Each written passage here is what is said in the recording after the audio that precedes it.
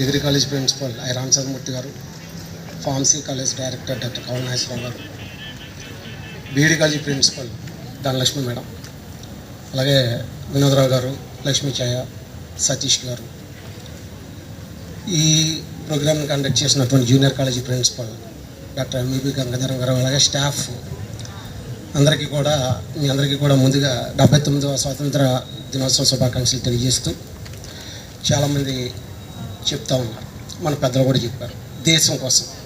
నిజంగా ఈరోజు ప్రపంచంలోనే భారతదేశం నెంబర్ 1 స్థానానికి వెళ్ళటానికి ట్రై చేస్తూ దాంట్లో చూస్తూ ఉన్నాం అందరి కృషి. అలాగే మన కంట్రిబ్యూషన్ ఏంటి, మన దేశంలో ఒక పౌరునిగా మన కంట్రిబ్యూషన్ ఏంటి అనేది కూడా మనం ఆలోచించాల్సిన అవసరం ఉంది. ముఖ్యంగా ఈరోజు చూస్తే మన దేశంలాగే మన సొసైటీ కూడా ఉంది, బిహేవియర్ ఎడ్యుకేషన్ సొసైటీ కూడా ఉంది. సొసైటీ అంటే మన సొసైటీ, బిహేవియర్ ఎడ్యుకేషన్ సొసైటీ. ఎన్నో ఆటుపోట్లు ఎదుర్కొన్నటువంటి మన సొసైటీ ఈరోజు మన జీబీతో, మన గవర్నింగ్ బాడీ సభ్యులు, ప్రెసిడెంట్ గారు, సెక్రటరీ గారు, ట్రెజరర్ గారు, అలాగే ఇతర జీబీ మెంబర్ల సహకారంతో ఈరోజు మన సొసైటీ కూడా నెంబర్ 1 స్థానంలోకి వెళ్ళటానికే మనం ట్రై చేస్తాం. సో దాంట్లో అంటే మనం ఒకసారి కంపేర్ చేసుకోవాలి.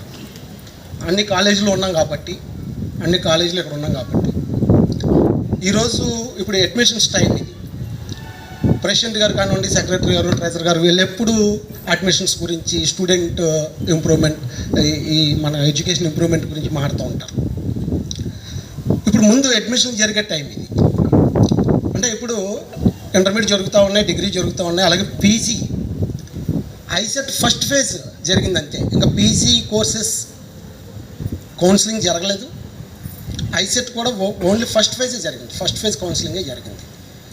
ఈ రోజుకి అంటే నిన్నటికి అంటే మా పీజీ కోర్సెస్ తరపున 530 సీట్స్ అయితే నిన్న మేము 400 దాటాం. ఇంకా అడ్మిషన్ స్టార్ట్ అవ్వాల, ఓన్లీ ఫస్ట్ ఫేజ్ ఐసెట్ ఒక్కటే అయ్యింది. ఇంకా సెకండ్ ఫేజ్ ఉంది, అలాగే పీజీ కౌన్సిలింగ్ ఉంది, స్పాట్ ఉంది, management quota seats. So 400 seats దాటాం.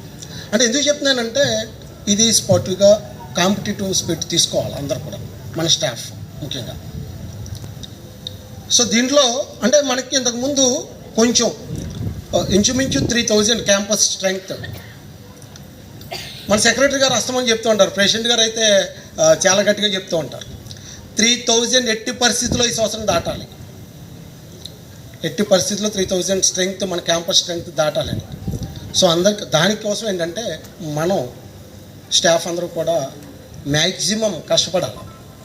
ఈ ఒక్క నెల కష్టపడితే మనం మన గోల్ రీచ్ అవుతాం.